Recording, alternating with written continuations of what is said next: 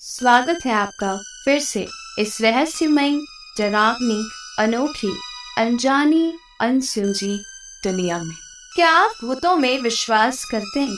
क्या आपने कभी भूतों को देखा है? क्या भूत सच में होते हैं? अगर वाकई भूत होते हैं तो कैसे दिखते हैं वो? क्या भूतों के पास सिर्फ एक सफेद साड़ी ही होती है पहनने के लिए? आखिर कहाँ रहते हैं ये भूत? भूत, पिशाच, चुड़ैल, डायन, आत्माएं, इन सब से जुड़ी बहुत सी सच्ची और रहस्यमयी घटनाएं आपने कभी ना कभी जरूर सुनी होगी। ऐसी ही बहुत सी रहस्यमयी भूतिया कहानियां मैं आपको अक्सर सुनाती हूँ। तो आज की भी हमारी कहानी ऐसी ही एक भूतिया घटना पर आधारित है। तो दिल थाम कर बैठिए, अब मैं आपको ले चलती हूँ उस रहस्यमयी भूतिया दुनिया में। तो क्या आप तैयार हैं? तो चलिए चलते हैं उस दुनिया में और कहानी की शुरुआत करते हैं। रमेशर बाबू अपने कार्यालय में अपनी सीट पर बैठकर फाइलों को उलट पुलट कर रहे थे। उनका कार्यालय ग्रामीण क्षेत्र में था, जहां जाने के लिए कच्ची सड़कों से होकर जाना पड़ता था। इतना ही नहीं, कार्यालय के आसपास में जंगली पौधों की अधिकता थी। कहीं कहीं तो ये जंगली पौधे इतने सघन थे कि एक घने जंगल के रूप में दिखते थे। कार्यालय के मुख्य दरवाजे को छोड़ दे तो बाकी हिस्से पूरी तरह से घास फूस से ढके हुए लगते थे। कार्यालय के कमरों की खिड़कियां आदि पर लंबे लंबे घास फूसों का साम्राज्य था। दिन में भी कार्यालय में एक हल्का अंधकार पसरा रहता था, जिससे ऐसा लगता था कि ये कार्यालय हरी भरी वादियों में शांत मन से बैठा हुआ किसी गहरे चिंतन में डूबा हुआ है। क्योंकि इस कार्यालय में कुल कर्मचारियों की संख्या मात्र 5 ही थी, जिसमें से एक राम खेलावन थे, जो चपरासी के रूप में यहाँ अपनी सेवा दे रहे थे। राम खेलावन ही वो व्यक्ति थे जिनके कार्य व्यवहार से ये शांत कार्यालय कभी कभी मुखर हो उठता था और कर्मचारियों की हंसी ठिठोली से जाग उठता था। राम खेलावन जी पास के ही एक गांव में रहने वाले थे और प्रतिदिन कोई न कोई असहज घटना कार्यालय के बाकी 4 कर्मचारियों को सुनाया करते थे।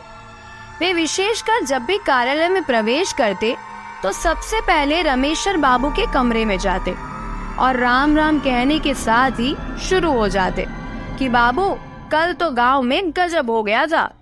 राम दैया को जंगल में चुड़ैल ने पकड़ लिया था, तो मनोहर का सामना एक भयानक भूत से हो गया था। जब तक राम खेलावन जी सभी कर्मचारियों से मिलकर कुछ भूत प्रेत या गांव गड़ा की बातें नहीं बता लेते, उन्हें चैन नहीं पड़ता था। कोई कर्मचारी राम खेलावन की बातों को सहजता से सुनता तो कोई केवल हाँ हूँ करके उस और कान नहीं देता और उन्हें स्टोव जलाकर चाय बनाने के लिए कह देता या पानी की मांग करके उनसे बचने की कोशिश करता। पर राम खिलावन की बातों को रमेशर बाबू बहुत ही सजगता से सुनते थे और पूरा ध्यान देते हुए बीच बीच में हाँ हूँ करने के साथ कुछ सवाल भी पूछते।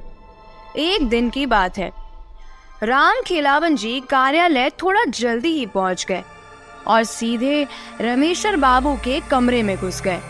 पर उस समय रमेशर बाबू अपनी कुर्सी पर नहीं थे, शायद वे अभी कार्यालय पहुंचे ही नहीं थे। राम खिलावन थोड़ा डरे सहमे लग रहे थे और बार बार अपने माथे पर आ रहे पसीने को गमछे से पोंछ रहे थे। वे ज्यों ही कमरे से बाहर निकले, त्यों ही कार्यालय के प्रांगण में उन्होंने रमेशर बाबू को अपनी साइकिल को खड़ी करते हुए देखा। वे दौड़कर रमेशर बाबू के पास पहुंच गए और बिना जयरमी किए ही हकला कर घबरा कर बोले, बाबू बाबू, कल रात को तो गजब हो गया। मेरा पूरा परिवार आफत में आ गया है। समझ में नहीं आ रहा कि मैं क्या करूं। रमेशर बाबू ने उन्हें अपने कमरे की ओर चलने का इशारा करते हुए आगे आगे तेज कदमों से अपने कार्यालय कक्ष में प्रवेश किया।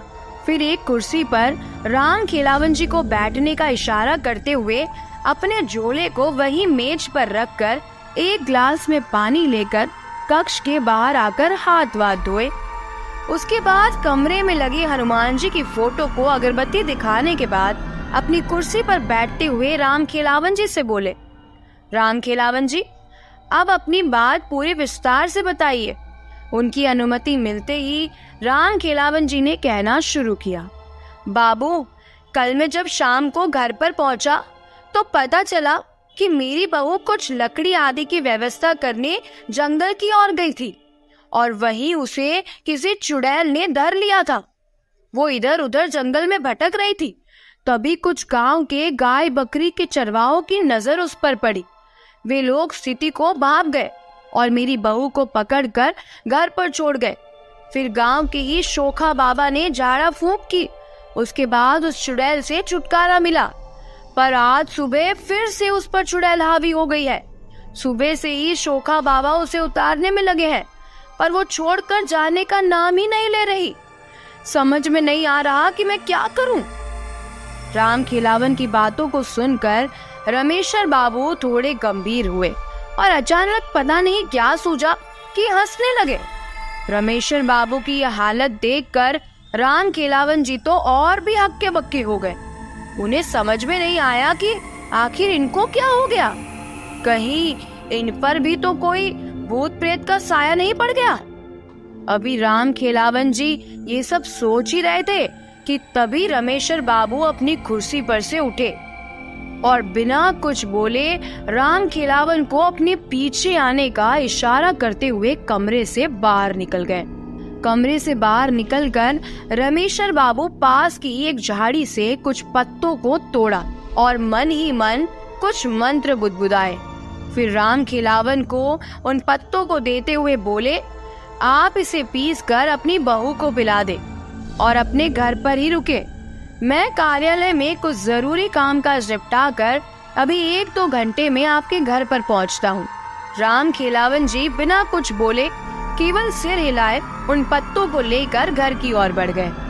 रास्ते में उन्हें केवल एक ही बात खाई जा रही थी कि रमेशर बाबू को यहाँ आए 3 साल हो गए, पर कभी उन्होंने इस बात का जिक्र नहीं किया कि वे भूत प्रेतों को उतारना भी जानते हैं।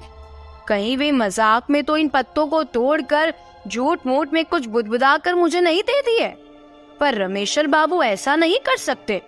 वे तो बहुत गंभीर आदमी हैं और हमारी सारी बातों को भी बहुत गंभीरता से लेते हैं और समय समय पर हर प्रकार से हमारी मदद भी तो करते रहते हैं। ना, वे मेरे साथ मजाक नहीं कर सकते। यही सब सोचते सोचते राम खिलावन जी घर पर पहुंच गए। घर के बाहर 10-15 गांव घर के लोग बैठे नजर आए। एक खटिया पर शोखा बाबा भी बैठकर लोगों से कुछ बातचीत कर रहे थे। राम खिलावन जी को देखते ही सोखा बाबा बोल पड़े, राम खिलावन, ये चुड़ैल तो बहुत ढीठ है। रात को तो छोड़ दी थी, पर सुबह फिर से आ गई। 2-3 घंटे मैंने कोशिश किया, पर छोड़कर जाने का नाम ही नहीं ले रही है। अभी भी आंगन में नाच कूद रही है। मेरे मंत्रों का अब तो उस पर कुछ असर भी नहीं हो रहा, यहाँ तक कि मेरा भी मजाक उड़ा दी। इतना सब होने के बाद मैं उसे छोड़कर बाहर आकर बैठ गया हूँ। मैं अब कुछ नहीं कर सकता। मेरा जितना पावर था वो सब आजमा लिया। राम खिलावन जी सोखा बाबा के ही बगल में बैठते हुए अपनी लड़की को आवाज लगाए। उनकी लड़की घर में से दौड़ते हुए बाहर निकली। फिर राम खिलावन जी ने उन पत्तों को उसे देते हुए कहा कि अभी इसे पीस कर बहू को पिला दो। अगर ना नुकुर करती है तो जबरदस्ती पिलाओ। इसके बाद राम खिलावन की लड़की उन पत्तों को लेकर घर में गई और उन पत्तों को पीसकर अपनी भाभी को पिलाई। अरे ये क्या!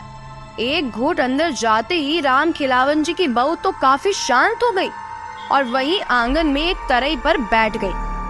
अब उसके व्यवहार में काफी अंतर आ गया था। उसका कूदना नाचना बंद हो गया। राम खिलावन जी की लड़की दौड़ते हुए घर से बाहर निकली और राम खिलावन जी की ओर देखकर बोली, बाबू बाबू, बाबूजी को अब आराम हो गया है। वे आंगन में ही अब शांति से बैठ गई है। बाहर जितने लोग बैठे थे वो सब हतप्रभ हो गए।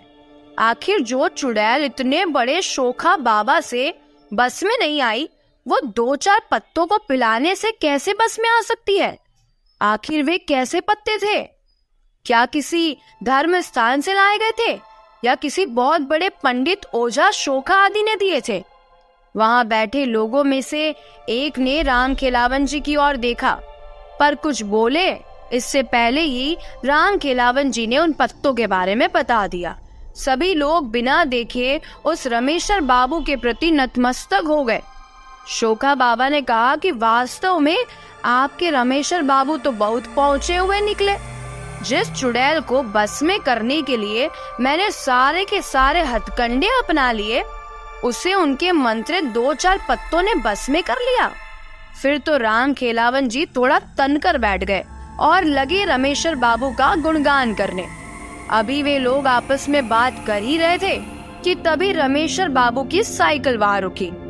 रमेशर बाबू को देखते ही राम खेलावन जी दौड़कर रमेशर बाबू के हाथ से साइकिल लेकर खुद ही खड़ी करते हुए बोले, रमेशर बाबू, आपके पत्तों ने तो कमाल कर दिया।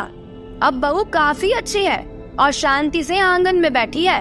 रमेशर बाबू के इतना कहते ही वहां बैठे सभी लोग खड़े हो गए और रमेशर बाबू की जयरमी करने लगे। रमेशर बाबू सबका अभिवादन स्वीकार करते हुए उन लोगों के बीच ही एक खाट पर बैठ गए। फिर रमेशर बाबू ने राम खेलावन जी की बहू को घर में बाहर बुलवाया।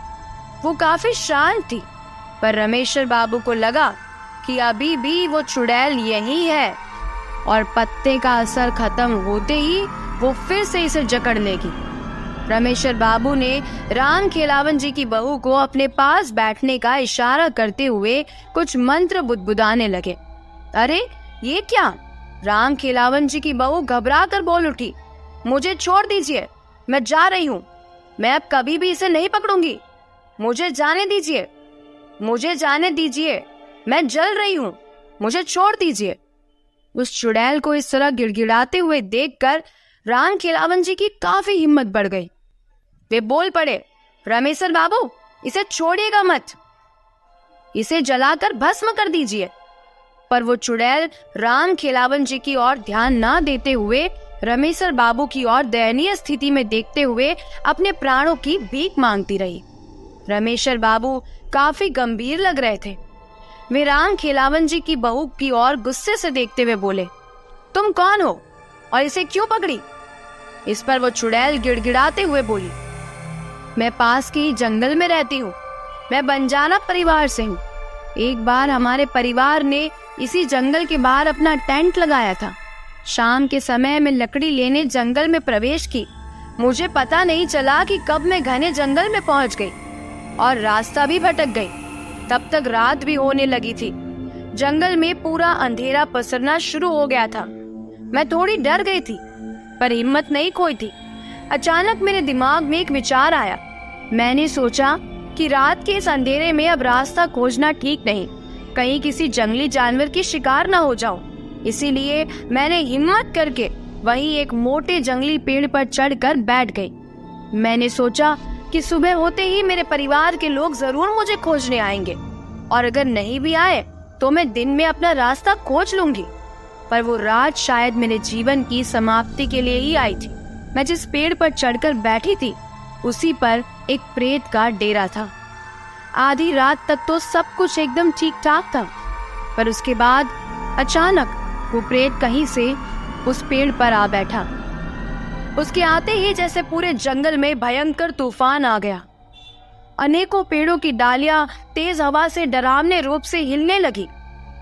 मुझे देखते ही वो जोरदार ढंग से अट्टहास किया और मुझे कोई प्रेतनी ही समझकर बोला कि तुम्हें पता नहीं है, ये मेरा निवास है। मैं कुछ जरूरी काम से जंगल से बाहर क्या गया, तूने मेरे बसेरे पर कब्जा कर लिया, मैं तुझे छोड़ूंगा नहीं। इतना कहकर वो मेरी तरफ झपटा। अत्यधिक डर से मेरी चीख निकल गई। मैं बहुत तेज चिल्लाई, मैं कोई प्रेतनी नहीं हूँ, मैं इंसान हूँ, इंसान। मेरी बातों को सुनकर वो और जोर से अट्टहास करने लगा और बोला, कि मुझे एक संगीनी चाहिए।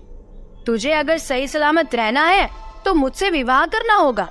मैंने सोचा कि अब इस समय बस एक ही रास्ता है कि इसकी बातों को मान लिया जाए और दिन उगने के बाद यहाँ से खिसक लिया जाए। मैंने हाँ में हाँ मिलाते हुए अपनी सहमति दे दी, पर मैं क्या जानती थी कि ये सहमति मुझ पर बहुत भारी पड़ेगी। इतना कहने के बाद राम खिलावन की बहू पर सवार वो चुड़ैल फूट फूट कर रोने लगी। रमेश्वर बाबू थोड़े भावुक हो गए और उसके प्रति थोड़ी नरमी दिखाते हुए पानी भरा लोटा उसको पीने के लिए दे दिया। 2-4 घूंट पानी पीने के बाद उसने फिर से कहना शुरू किया। मेरी सहमति देने के बाद वो प्रेत पता नहीं कहाँ गायब हो गया। उसके गायब होते ही मैंने थोड़ी चैन की सांस ली। पर ये क्या, अभी 10-15 मिनट भी नहीं बीते होंगे कि उस जंगल में जैसे भूचाल आ गया। एक बहुत बड़ा तूफान आ गया हो। कितने पेड़ों की पता नहीं कितनी डालियां टूटकर धरती पर गिर गई। कम से कम सैकड़ों भूत प्रेत वहां उपस्थित हो गए। चारों तरफ चीख पुकार मचा हुआ था। कुछ डरावनी अट्टहास कर रहे थे तो कुछ इस डाली से उस डाली पर कूद फांद रहे थे तो कुछ ताली बजाकर नाच रहे थे। मुझे तो कुछ समझ में नहीं आ रहा था कि ये सब क्या हो रहा है। तब तक वही प्रेत फिर से मेरे पास प्रकट हुआ और बोला कि विवाह की व्यवस्था करने चला गया था, अपने परिवार वालों को बुलाने चला गया था। शादी में इन सबको भी तो शरीक करना होगा। अरे ये क्या, अब तो मेरी शामत आ गई। पूरा शरीर पीला पड़ गया, कुछ बोलने की हिम्मत नहीं रही। तभी अचानक एक प्रेतनी वहां प्रकट हुई और उस प्रेत से लड़ने लगी। वो प्रेतनी बोल रही थी कि मेरे रहते तो दूसरी शादी करेगा, कदापि नहीं, मैं ऐसा नहीं होने दूंगी। और इतना कहने के साथ ही उस प्रेतनी ने उस डाल से मुझे धक्का दे दिया और जमीन पर गिरने के कुछ ही समय बाद मेरी जीवन लीला समाप्त हो गई थी। इतना कहने के साथ ही वो चुड़ैल फिर से रोने लगी। इसके बाद रमेश्वर बाबू ने उस चुड़ैल को चुप रहने का इशारा करते हुए कहा कि आज के बाद तू इन गांव वालों को कभी परेशान नहीं करेगी। चुड़ैल ने हामी भरते हुए कहा कि ठीक है, पर मैं तो एक बहुत ही छोटी आत्मा हूँ। इन पास के जंगलों में पता नहीं कितनी भयानक आत्माएं विचरण करती है। आप उन सब से इन गांव वालों को कैसे बचा पाएंगे? उस चुड़ैल की बात को सुनते हुए रमेश्वर बाबू हल्की मुस्कान में बोले, तू तो बख्श इन लोगों को, बाकी भूत प्रेतों से कैसे निपटना है वो तो मुझ पर छोड़ दे। इसके बाद रमेश्वर बाबू ने लोगों को अब कभी ना पकड़ने की बात उस चुड़ैल से 3 बार कबूल करवाई। आपको ये कहानी कैसी लगी कमेंट करके जरूर बताइएगा। ऐसी ही और भी रहस्यमय कहानियों को सुनने के लिए चैनल से जुड़े रहिएगा।